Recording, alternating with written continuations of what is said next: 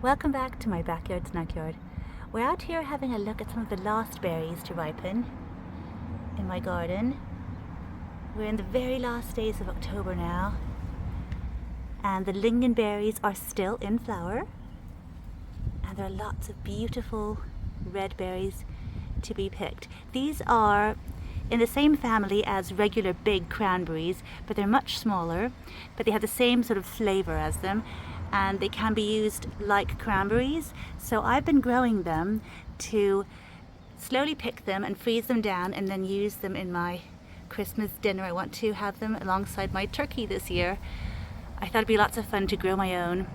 In Denmark, where I come from, and other parts of Scandinavia, also parts of England, these berries grow wild.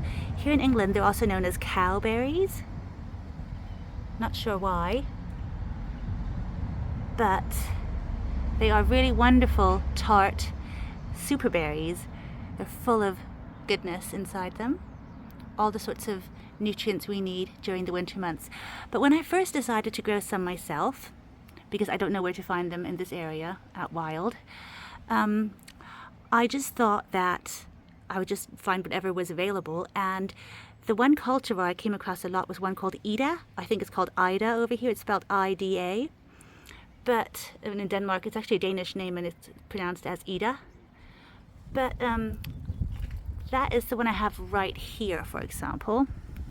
And it's quite a large one. It's larger than the small shrubby ones we have in the wild in Denmark, which are really cute, but really tend to be quite close to the ground. This one's a lot taller. It's about 25 centimeters tall. Maybe actually it's probably about 35 centimeters tall. But yes, as you might have noticed over here, we have the best one. This is the one I would highly recommend if you're looking to grow some yourself. It is called Fireball, and it is just such a great cropper. It was just full of flowers earlier this year, and I had it in a different part of the garden, so I wasn't paying much attention to it. And I guess it liked being there. I mean, usually they really like being in a sunny spot just to really fill up with all the sun's rays, but this one was in a more secluded area. It wasn't alongside all of the others. I had them all sort of bunched together in what I thought was the sunniest spot, but this one obviously did really well elsewhere, and it's looking so gorgeous. And I'm just out here now. I'm going to pick off all the berries that are ripening, and there's still lots of flowers coming on. It's these little dainty things. They're so cute, and they all look quite the same, really. I mean, maybe these berries over here on Ida might be slightly brighter, but no, there's some ones over here. It's just the coloring, I think, or the light that makes them look a little bit lighter over here. But yeah, so I would definitely, if you're looking to grow some yourself in little pots or in your garden, they do need ericaceous compost, so you can't just pop them in anywhere. You have to make sure you have acidic soil, which is why I have mine all in pots, because then I can make sure that they're in ericaceous compost, and I can feed them with ericaceous feed, and I can also put them in the right position that they need, because my garden does tend to be quite shady. But yeah, so if you are looking to grow them, I would highly recommend Fireball.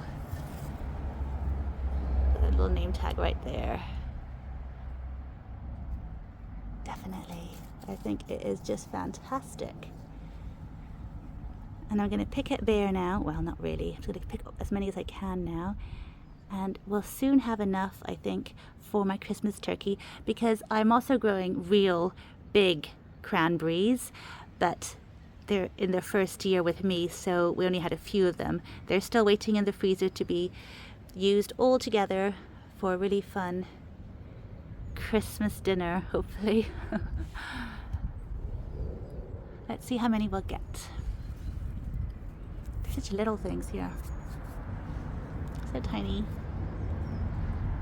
And very tart. They're not really the kind of berry you want to pick and eat right away. I mean, I did a lot in Denmark because it's just fun to try them, and I also have quite a sour tooth, but even for me, these ones are a little bit bitter as well. Not sweet things. They're very cute, but they're not very full of sugar, that's for sure. Which is also why they go so great with meat and savory dishes, I think.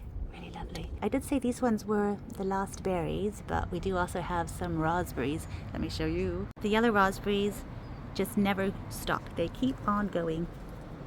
They've been going from May all the way through to now. So we're still able to pick a few. And we're really enjoying them because they're not going to last for long.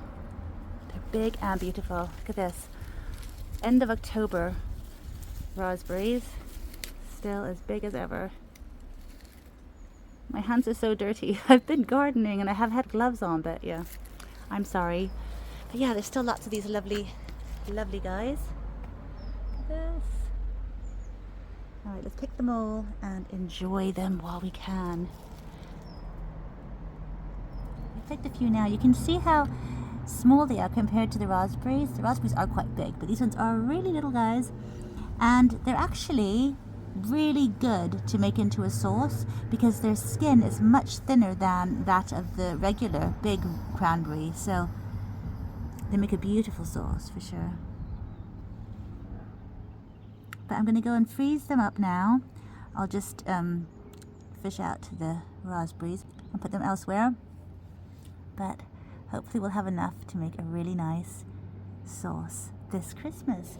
There's still many more on the bushes, which I think just need to ripen for a little bit longer. You can see they're looking a little bit pale, and as we can just leave them out, you might as well let them get as ripe as possible. Got quite a few bushes, which is really a blessing. But thank you for watching, and don't forget, if you do want to grow them, I definitely highly recommend Fireball. It's amazing. I'll see you next time. Bye for now.